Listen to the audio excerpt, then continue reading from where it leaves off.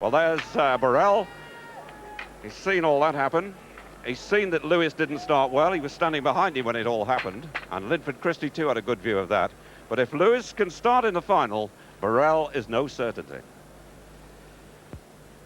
The co-holders of the Commonwealth record, one of them on screen now, Linford Christie. The other, Ray Stewart of Jamaica. He runs in lane 3. They take on the world record holder in the form of Leroy Barrell. They take on Dennis Mitchell, who's beaten Carl Lewis twice this season.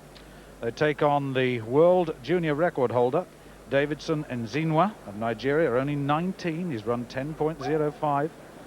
And then you've still got SANGOUMA of France, MAHORN of Canada. But Linford Christie clearly begins to believe, and this is certainly not a Grand Prix Linford Christie. This is a man channeled into a world championship. His Grand Prix season has been indifferent by his own very high standards. He's been beaten by the Americans. But talking to him before these championships, he was quite clear, this is different. I find it difficult to get motivated on Grand Prix circuits, but when it comes to the major championship, then I'm very interested indeed.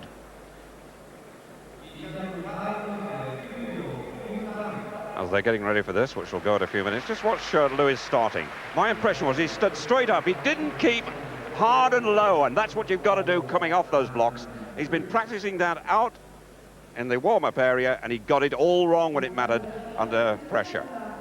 He stood almost straight up. The theory is you should come out fast and low. And in fact, I've got the times of the first 4 now. Lewis 9.93 confirmed. Fredericks in second place, 10.02. Namibia. Third, Surin of Canada, 10.07. And those are both national records, so you can tell how fast this is. And De Silva, who's run 10 seconds dead at one stage, of Brazil in 4th place, 10.13. Look at Adenikin, only 0.04 behind, at 10.17, and doesn't even qualify. The young man from the Ivory Coast has done well too at 10.25. Well, Christie's got an immense task. It can't be easy sitting in the tunnel watching the first semi-final go and then having a little look down to the end of the straight and looking at the clock saying 9.94 and then changing down to 9.93. And certainly it will have had an effect on Leroy Barrell too, because Barrell has 3-0 wins over Lewis this season. It's 7-5 to Lewis in their careers. They both belong to the same club, of course, Santa Monica. They know each other so well. They don't speak to each other in the tunnel, I can tell you, before they come out. They're very businesslike, and I guess that's how it's got to be. Actually, Lewis leads on the all-time list against Barrell, but of course that was when Barrell was on the way through. It's been a very different story lately. I think the last 6 meetings, he's been beaten 5 times, Lewis. Barrell has come through this season and he has the pressure of being the favourite. At least he was the favourite until the first race was run on this Olympic Stadium track.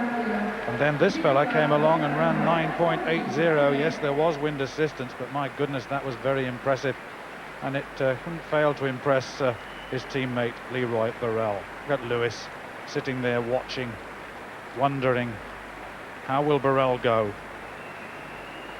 9.93, the time for the first semi-final. And you know, in all of this, Linford Christie has a task. He ran 9.90 in his qualification, but don't discount Dennis Mitchell, don't discount Ray Stewart, and of course then SANGOUMA, the Frenchman, the French champion, who was second to Linford Christie in split in those European Championships. SANGOUMA, on this occasion, the least of his problems, I can tell you. There's a very good Canadian in there too, Atlee MAHORN. He ran 10.01 in qualification for this semi-final. Well, that's Dennis Mitchell, number 1141. 10.05 in qualification, a member of the United States team, of course, in Zurich when they set the world record for 4x100 meters relay. Barrell, of course, in that team too. Totally unbeaten this season. Will it all change here? There's Ray Stewart in the green strip, 6.51, co-holder of the Commonwealth record. Mitchell alongside him, so he's sandwiched between the two Americans. Linford Christie, cool, seemingly cool, calm, seemingly calm. But this is no easy task. Daniel SANGOUMA of France, Atlee MAHORN of Canada, and Ezio MADONIA of Italy, right on the outside. Slowest man in the field at 10.24. Well, Linford, the first four essential for qualification to the final later on today. EZINWA, Barrell, Stewart, Mitchell, Christie, SANGOUMA, MAHORN, MADONIA. The second semi-final of the 100 meters.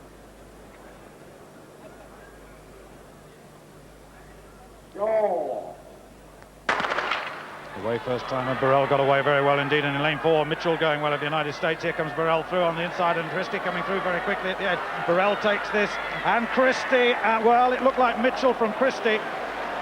And the time, 9.94. We'll wait for it to click down. And Linford's through, and Lewis knows it. He wanders off. Plus 1.1 meters per second, and Leroy Barrell says, if you can do it, so can I.